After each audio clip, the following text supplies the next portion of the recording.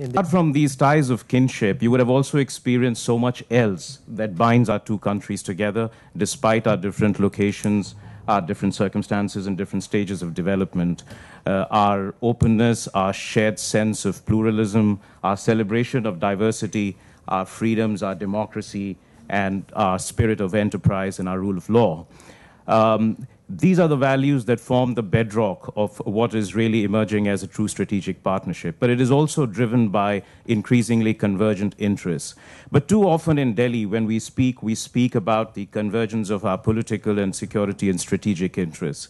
But I want to tell you that in our relationship, we attach an equally high strategic importance to our economic partnership, to expanding opportunities for our people, to ensuring or striving to ensure global leadership for our firms. It is because the strength and the vitality of this relationship is really derived from its people, and the Indian American community has played an extraordinary role in that process. And they have done so not only because of their skills and talents and love for the country, but also because of the opportunities and rights that they have enjoyed in their chosen home. Let me once again welcome you, and I owe it to you for having had 3 great years in Bethesda to endorse that Maryland, with its location, infrastructure, quality of human resources, and business environment, is a great place to do business in and business with. Thank you very much. Ladies and gentlemen, on behalf of FICCI and Meridian International Center, it is my proud privilege to introduce Mr. Martin O'Malley, Honorable Governor of the State of Maryland, to this August gathering. Governor O'Malley has earlier served as the Mayor of Baltimore and is the current chairman of the Democratic Governors Association. He attended the University of Maryland Law School and capped this by being appointed as Assistant State's Attorney for Baltimore. He is extremely popular and dynamic leader, and this is well reflected in his doubling the margin of victory during elections for his second term, even though Democrats had suffered losses nationwide. Interestingly, while he was mayor of Baltimore, he appeared as himself in the film Ladder 49. He is also a musician par excellence and has in the past featured in several bands and solo events. Thank you for my grove of trees, which I greatly appreciate. Everywhere I've gone in India, whenever I stepped off the plane, up until now, I was always given flowers. And the trees, while more difficult to carry, are nonetheless, I'm going to keep this in my office, and one day I hope to visit that grove. And I really do appreciate that honor. And you've heard that this is the largest trade and business delegation that has ever come to India from a state. I'd like to tell you we intended that to happen when we started off, but we didn't know. The reason it became so strong is because of the ties that already unite us on a people-to-people relationship. All of the business people that came here paid their own way. They came here because they see, Minister, what a strong and emerging and defining economy that the people of India are bringing forth to this world. And with me on this delegation are the 2 county executives from the 2 of the largest and strongest counties in our state. And I would like them each to stand up. First, your former county executive, he's still currently our county executive of Montgomery County, Ike Leggett, is with us here from Montgomery County. And also with us from Prince George's County is County Executive Rushern Baker, who joins us. I also want to thank Rita Lewis for everything that the embassy has done for us on this trip.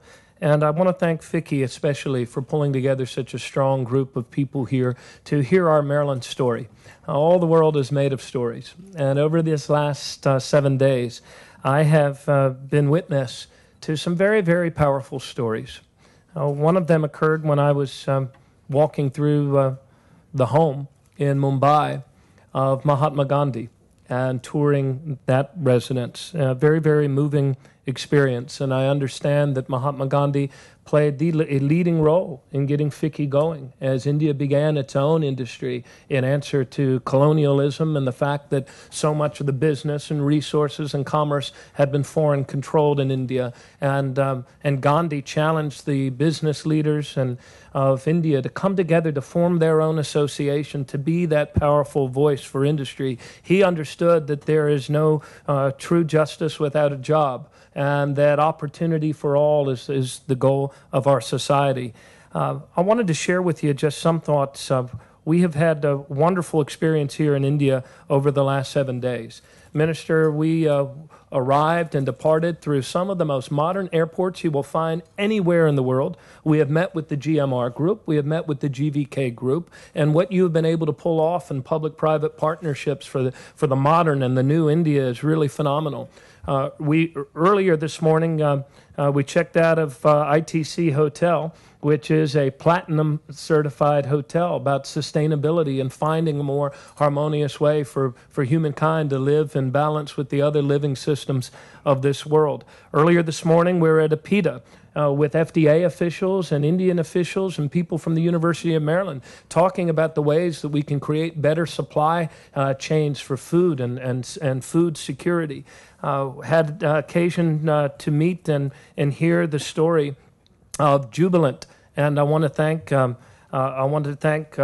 our sponsors here today, Ajay Khanna, who was with us from Jubilant, and we heard that great presentation from Mr. Agarwal about your experience in Salisbury. Now, I could not tell a better story about Maryland, sir, than the one that you told about Maryland for us. But we have been witnessing quite a number of business signings and partnerships between leaders in India and leaders in Maryland. We believe very, very firmly that there is more that unites us than divides us.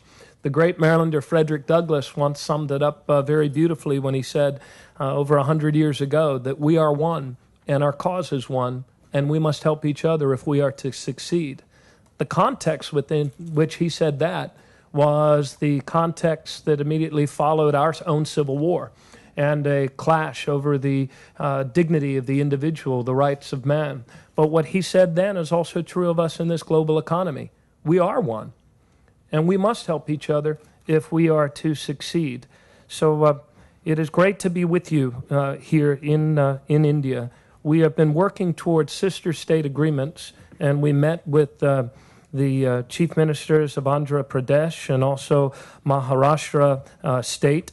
And we hope to be able, Minister, in the spirit in which you articulated those visions, to be able to break through the crust that often, defines national relationships and make more organic these relationships between our people. As you so beautifully said, if our two national governments never did a single thing in agreement, the fact of the matter is our people are coming together. And that's the movement of this whole world, is for greater connection and a greater collaborations. And I look forward to working with you as we make strides in those agreements. We chose to come to India for one reason, and that is it is the only economically responsible course of action for any state in the United States. We must become more engaged in this world economy, and we know that India is a tremendous market, tremendous promise, tremendous demand for the sorts of solutions that innovation and diversity can bring forward to this world.